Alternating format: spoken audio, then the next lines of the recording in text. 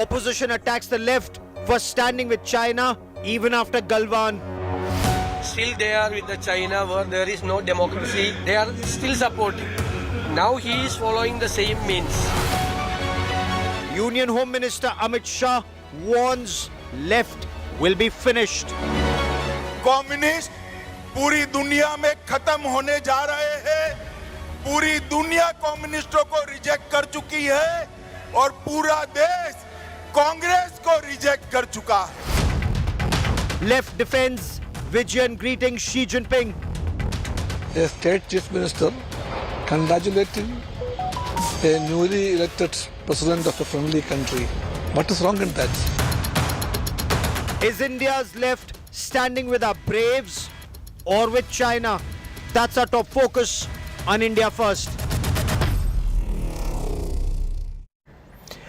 Kerala Chief Minister Pinarayi Vijayan in the eye of a storm over his revolutionary greetings to the Chinese President Xi Jinping on his unprecedented third term.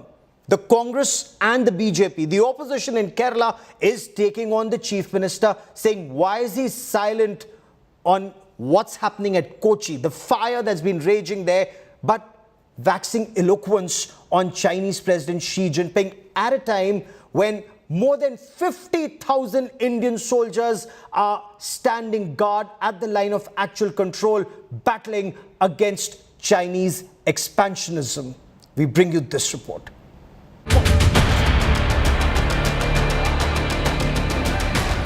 Indian Army braves at Galwan push back against an expansionist China at the line of actual control. Images that galvanized an entire nation to stand up to Chinese bullying at the line of actual control. Since May 2020, our braves have been guarding our borders at the high altitude desert of Ladakh in up to minus 20 degrees temperatures. But in sun-kissed Kerala, Chief Minister Pinarayi Vijayan has sparked off a political storm with this message to the Chinese President Xi Jinping on his re-election for an unprecedented third term. Vijayan wrote revolutionary greetings to President Xi Jinping on his re-election as the President of the People's Republic of China. It is truly commendable that China has emerged as a prominent voice in global politics. Best wishes for the continued efforts to achieve a more prosperous China. Both the Congress and the BJP are up in arms over this message. Congress leader V.D. Satheesan said there was no democracy in China and Chief Minister Vijayan was following the same template in Kerala. Chief Minister and the Communist Party in Kerala, still they are with the China where there is no democracy. There is no expression of our rights.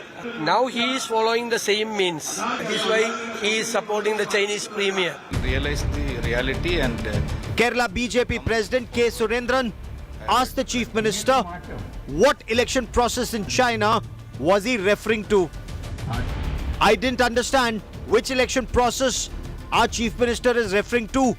The Chief Minister hasn't uttered a word about the Brahmapuram fire incident. He's busy congratulating Xi on his so-called re-election. Mr. Vijayan is more interested in Chinese matters. He's not at all worried about Kerala. Union Home Minister Amit Shah said the Communist Party was struggling for relevance globally. Communist पूरी दुनिया में खत्म होने जा रहे हैं। पूरी दुनिया कम्युनिस्टों को रिजेक्ट कर चुकी है और पूरा देश कांग्रेस को रिजेक्ट कर चुका है। The left, however, defended the Chief Minister's statement, calling it a courtesy. What is wrong in that? I think that tomorrow the President of India would also do it. It's part of natural diplomacy. But is following courtesy more important than standing with the nation when more than 50,000 soldiers are facing off at the line of actual control against an expansionist China? Bureau Report, India Today.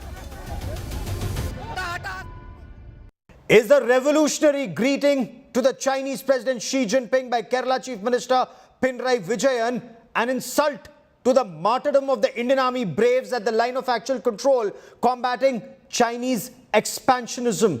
Is there merit in the criticism? It shows India is not on the same page in standing up to Chinese expansionism.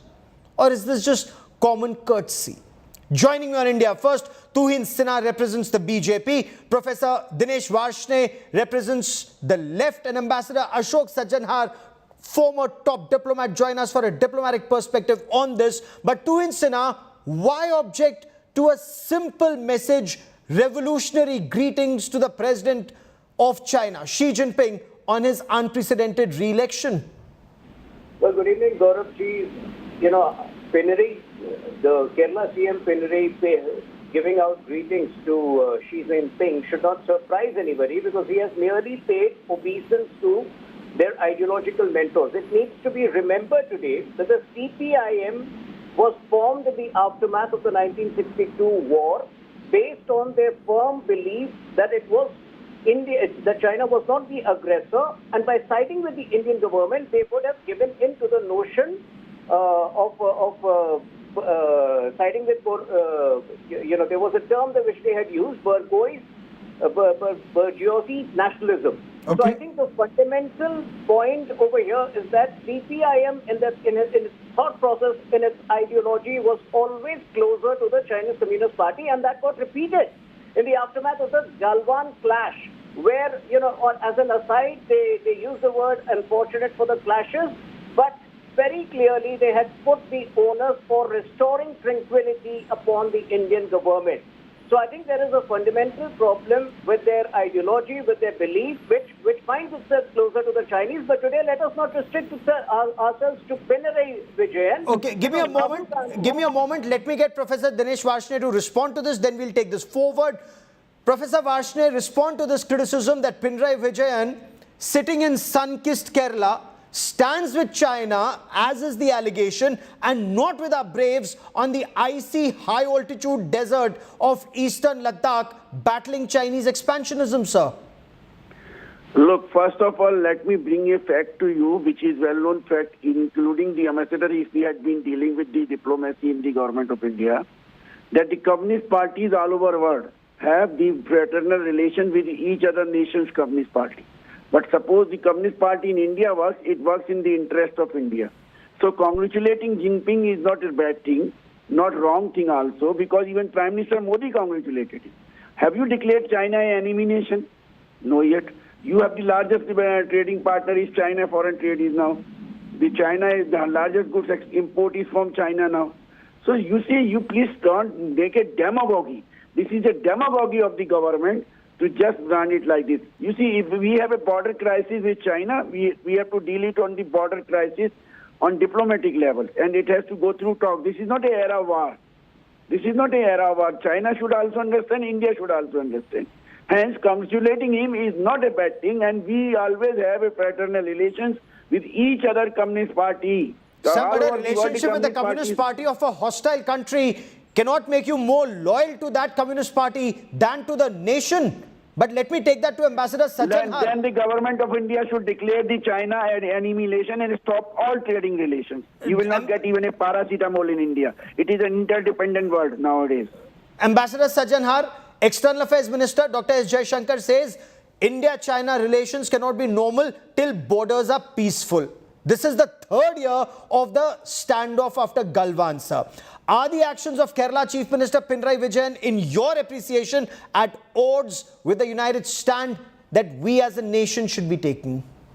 Absolutely, I quite agree. There is only one agency in the country which can determine India's foreign policy, and that is the central government. It is not that states have their own independent foreign policy and they can sort of, take the direction that they want. And here the stand of the central government is very clear that our relations with China are not normal. There have been no sort of, congratulatory messages going to China from our central leadership, whether the Prime Minister or the External Affairs Minister to his own counterpart, whatever. So I don't think that it is, the Kerala Chief Minister should be shooting off this message of congratulations.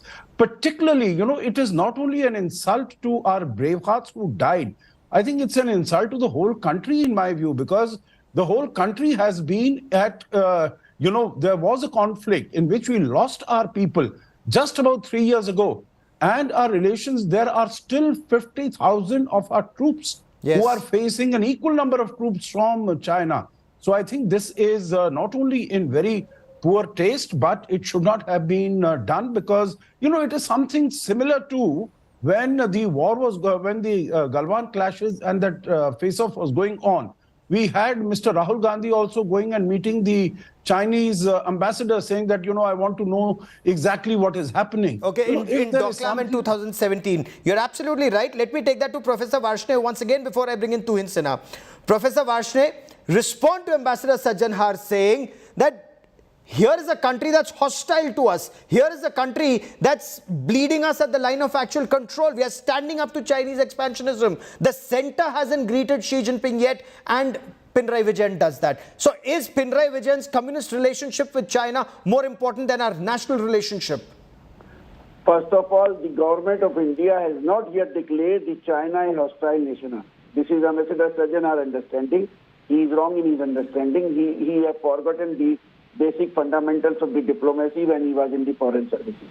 I hope he will again learn to them and he will go for a refresher course.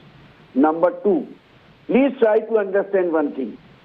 As and when we have dispute with Pakistan or Bangladesh, we must learn both Pakistan, China or any other nation which we have the border disputes or problems, that we should learn to coexist in peaceful manner. Matters should be resolved on tables. We still believe that the Chinese government and the Chinese Communist Party will understand this thing. But Pinarayi Vijayan did not say that. Pinarayi Vijayan did not say that. Pinarayi Vijayan, on the other hand, calls Xi Jinping a prominent voice in global politics out to achieve more prosperous China. All this advice is by Professor Dinesh Varshney on India Today. None of this advice was given to China. Look, as part of that communist fraternity. Look, if I congratulate the president of Bangladesh, I will say let the Bangladesh prosper more and more. This is the country. But Bangladesh is not hostile with us at the border, sir. Even when Jinping will congratulate the Modi on the election, he said the same, let the India prosper more and more, and we have more and more better relations. So this is the way. We are the biggest importer of the Chinese goods in the world nowadays. India, what are you talking? Tuhin Sinha, respond. Tuhin Sinha, respond. Prime Minister Narendra Modi and the Chinese President Xi Jinping, they met on the sidelines of G20 at Bali. What is wrong if Pinarayi Vijayan greets him on his re-election unprecedented third term? And Professor Varshney says, if you stop trading with China, you will not even have paracetamol. Well, Gaurav, it's a little too rich for Professor Varshney to keep repeating on your show, but India has not declared China as an enemy. You need to realize that India has a 3,488 kilometers long border with China. So any adroit, sagacious government will deal with China with a layered approach, which is what we have dealt with. But when a Rahul Gandhi waxes eloquent, when he praises the idea of China spreading goodwill to the world, or when Pinarayi talks about China's growing clout, please understand they are endorsing China's dead diplomacy, which has wreaked economic havoc upon large parts of Africa and also Sri Lanka. And if they endorse that, it only shows their very dubious mindset. It is not just about our border clashes. Today, when you endorse internationally as an entity which in some ways has wreaked havoc upon certain parts of the world, I think you're endorsing their fallacious and dubious economic agenda. Okay, strong words there. Okay, Professor Varshney wants to quickly respond before I bring in Ambassador Sajjanhar. Will Mr. Tuhin Sinha will say the same word for Mr. Netanyahu in the of Israel, who has abdicted the law and order of the country, and today 5 lakh people in Israel have protested against him. He has made a fraud in elections and he is the Modi. Where is the comparison, sir? Where is the comparison between a friend Israel and a hostile China? And you made Howdy Modi, you made Trump welcome, and what Trump has done, you have seen it with the democracy in America. Okay. Please don't do this thing. Don't do a demagogy which harms the national interest. One by You are one. doing this Gentlemen, demagogy, one by one. Commissioner, you understand you are harming the national interest of India. National interest of India. Let the government of India respond. Let the government of India respond, not you. Okay, There are let me. diplomatic relations. There are Okay, diplomatic Ambassador relations. Sajjanhar, what do you make of the left in our country comparing what China is doing and Israel? No, I think this is those Israel and its actions against Palestine. They are enemies of each other. Here, what we have, I think we need to understand, Gaurav. Number one, that as far as foreign policy is concerned, it is not in black and white that either you are an enemy or you are a friend. There are very many shades of gray, and I think we need to understand that. We need to appreciate that. And here, the shade of gray, as far as China is concerned, it might not be totally black, but it is definitely very silver gray. We have to keep that in mind. Our relations are not normal.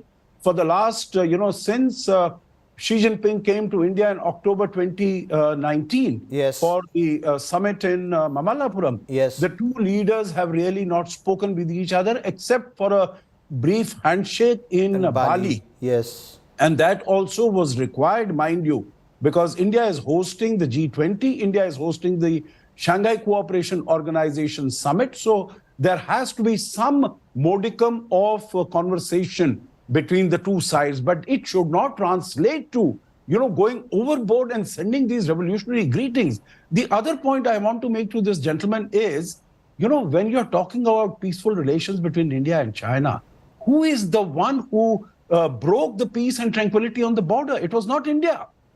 India did not violate the agreements that were signed between the two countries in 1993. Respond, Professor Varshney. It was China which broke these. Respond. And so Why did Pinarayi Vijayan? We are the victims. We are not the aggressors. Yes. Why did Pinarayi Vijayan not send this revolutionary greetings to Xi Jinping? Stop breaking the 1993, 1996, 2014 agreements between India and China. Revolutionary greetings. Stop your expansionism. Revolutionary greetings. Stop bullying neighbors. तब तो नहीं बोला. As and when the Chinese Communist Party of delegation either comes to India or we go to China, we discuss with each other party and we forward our interest to the government of China as well as Chinese Communist Party, which government of India also knows. If Sajjanhar was in the government, he must be knowing hundreds of the time the Vajpayee ji and other Morarji Desai, even every Prime Minister has taken a cooperation in these matters with the Communist Party of India as well as the CPIM.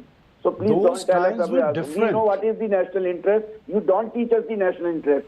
Those who don't try to teach us the national interest, those who are never with the national interest. To Insana Either respond. they are in- they The are with left the says interest of don't the teach Adani or don't they are teach them with national the interest. American imperialists.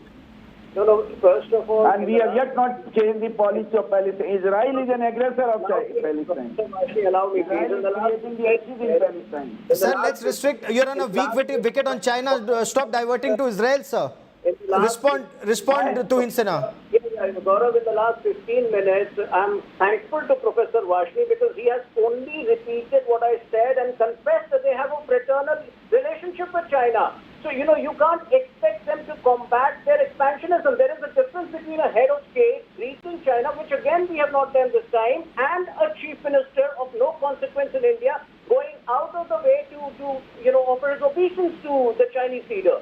So please understand that difference. We have employed very intelligent means to combat Chinese expansionism, two of which are the massive infrastructure push across the northeastern states and to the slew of PLI schemes which are bound to take production away from China, which obviously again the Chinese, which obviously the Communist Party of India would not understand nor would relate to. Okay. Professor Varshney, China, and I'm sure you know this, Professor Varshney, please hear me out. China is a repeat offender. China stands with a state sponsor of terror called Pakistan. China has repeatedly blocked sanctions against UN-designated Pakistani terrorists who harm India. And our communist leaders find merit in saying Chinese actions in the battle against COVID are great, or China is a global voice. How subservient are you to China, sir? Will you please show me any resolution of the Communist parties in India, either CPIM or CPI, where we have said that China is right here. We have never said it. Have you condemned China? Have you condemned China for trying to block sanctions against Hafiz Saeed, against Masood Azhar? We will convey it to Chinese Communist Party, not to you. Whatever we have to diplomatically convey to the Chinese Communist Party. नहीं sir, ऐसा क्या रिश्ता है that you will not condemn them in public? Arey Baba, even BJP delegation goes to China every year, twice a year, on the invitation of the Chinese Communist Party. Let Tuhin Sinha ask the names of those leaders from the BJP headquarters. He will come to know. Why do you ask me to open my mouth? No, I asked you to open your mouth on the Communist Party refusing to criticize China on blocking sanctions against UN designated global terrorists. No, we have conveyed to them this is wrong. We have conveyed to them this is wrong. How? Okay. Okay, Ambassador Sajjanhar, on this so-called appreciation of China in handling COVID, you think China has handled COVID well? Point one. Point two, is China's action, are they not clearly hostile to India when they've repeatedly blocked sanctions against terrorists, when India's tried to have them on that sanctions list at the UN? You know, the zero COVID policy that was initiated by Xi Jinping, that has been a disaster, that has been an abject failure. And in the face of protests by the Chinese people, Xi Jinping has had to go back on that policy and reverse that policy. So I think the whole world has recognized it, and I think people in India should also recognize it. And the second question, Gaurav, sorry. As far as China blocking sanctions is concerned, repeatedly, repeat offender. Yeah, it is not only that, Gaurav, that of course is there. And that is, speaks about China's mindset that it wants to encircle India. But whether it is India's membership, permanent membership of the UN Security Council, it is India's membership of the nuclear suppliers group, NSG, nuclear suppliers group, or you take anything, or it's trying to build this string of pearls around India. You know, China is trying to do everything possible that it should be able to contain India. You know, let me ask Professor Varshney this, that there are, times change. It is not that what you were doing in 2015, 2018, you should continue to do that. He just mentioned that Prime Minister Modi has congratulated Xi Jinping. He has not. No one from India has done that. And the foreign policy, he should realize, is determined by the center, by the government, by the Ministry of External Affairs and the Prime Minister's office.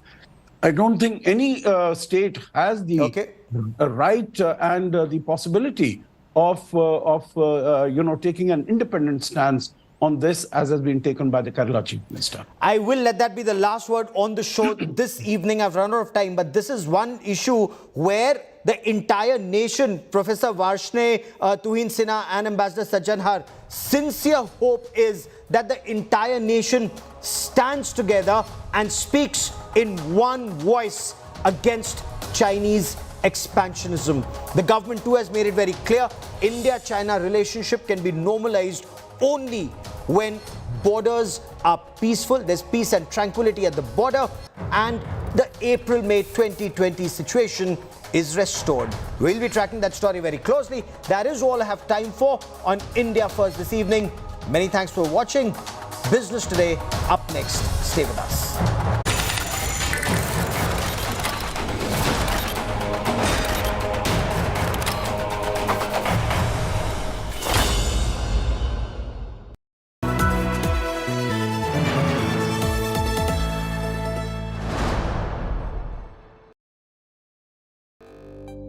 India Today Conclave 2023, March 17th and 18th, New Delhi.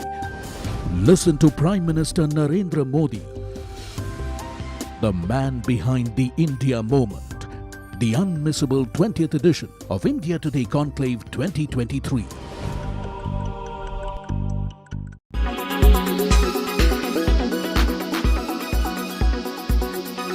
Deepika is the third Indian to get the opportunity to be a presenter at the Oscars, and she made the country proud. Audiences dancing in movie theaters all around the world, and is also the first song ever. The actress, with her head held high, walked the champagne carpet at Oscars 2023. Looking divine in her black velvet Louis Vuitton off-shoulder gown and serving old Hollywood glamour. The dress had a full-length sleeve with attached opera gloves, and a mermaid-style pleated skirt grazing the floor. The diva completed her look with that ethereal diamond neckpiece, rings and a diamond bracelet. The actress opted for a sleek hairdo and winged eyeliner. However, this isn't the first time that an Indian showed up as a presenter. In 1980, Femina Miss India winner Persis Kambata became the first Indian to serve as a presenter at the Oscars. After 36 years of gap, in 2016, Priyanka Chopra was a presenter and walked the red carpet in her Zubair Murad white gown. She presented the Oscar for Best Film Editing. Here are the nominees for achievement in film editing. Entertainment Bureau, India Today.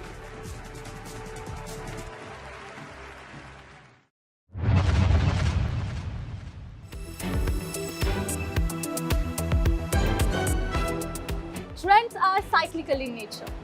The architecture of 20th century made a comeback in the 21st century.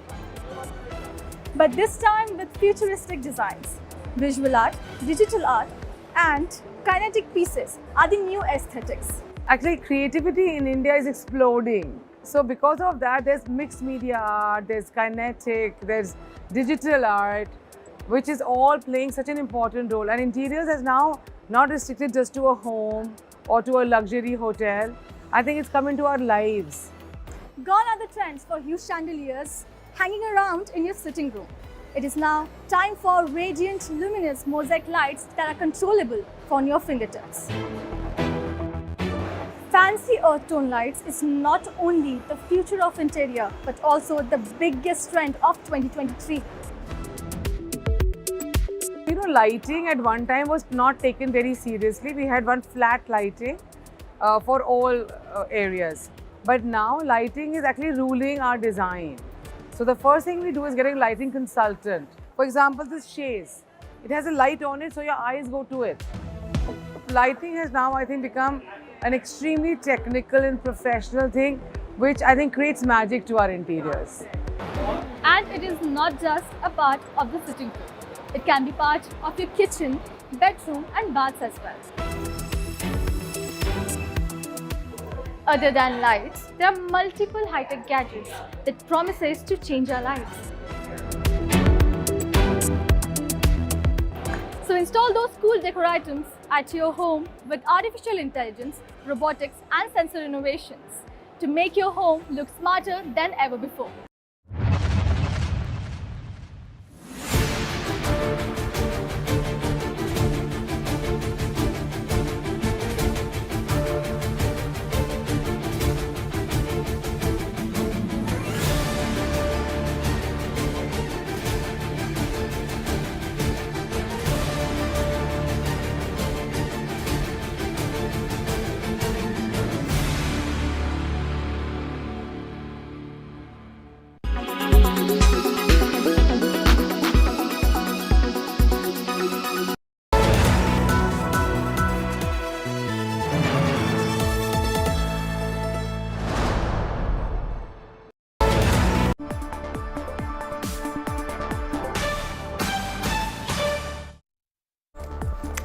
Hello and welcome. You're with us here on Business Today. I'm Abha Bakaya. Here are the day's top stories. Consumer price inflation fails to toe the RBI line, moderates marginally to 6.44% in February from 6.5% a month ago. Food price inflation also down just 5 basis points from last month. The US government bails out depositors of the Silicon Valley Bank without bailing out the bank itself. More steps to stabilize the banking sector to be announced by President Biden tonight. HSBC buys the UK arm of Silicon Valley Bank for £1 sterling, backs all deposits, says customers can continue to bank as usual. Relief for Indian startups who bank with the SVB, but uncertainty ahead for 800 employees of the bank in its Bengaluru office. That's a BTTV exclusive. The Silicon Valley Bank debacle hits D Street sentiment. Sensex tanks nearly 900 points.